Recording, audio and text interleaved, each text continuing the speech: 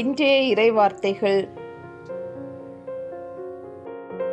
அம்மா, உமது நம்பிக்கை பெரிது. மத்தேயு எழுதிய தூய நற்செய்தியிலிருந்து வாசகம். பிரிவு 15, இறைவார்த்தைகள் 21 முதல் 28 முடிய. அக்காலத்தில் இயேசு தீர், சீதோன் ஆகிய பகுதிகளை நோக்கி சென்றார்.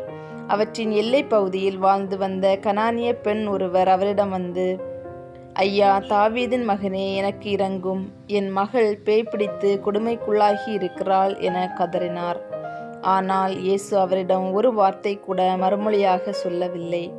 சீடர்கள் அவரை நோக்கி, நமக்கு பின்னால் கத்திக்கொண்டு வருகிறாரே, இவரை அனுப்பிவிடும் என வேண்டினர். அவரோ மறுமொழியாக, இஸ்ரேல் குலத்தாருள் காணாமற் போன ஆடுகளாய் இருப்போரிடமே நான் அனுப்பப்பட்டேன் என்றார். ஆனால் அப்பெண் அவர் முன் வந்து பணிந்து, ஐயா, எனக்கு உதவி அருளும் என்றார். அவர் மறுமொழியாக, பிள்ளைகளுக்குரிய உணவை எடுத்து நாய்க்குட்டிகளுக்கு போடுவது முறையல்ல என்றார்.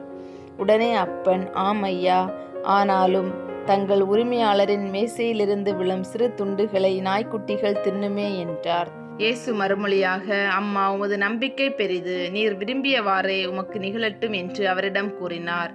அந்நேரம் அவர் மகளின் பிணி நீங்கியது.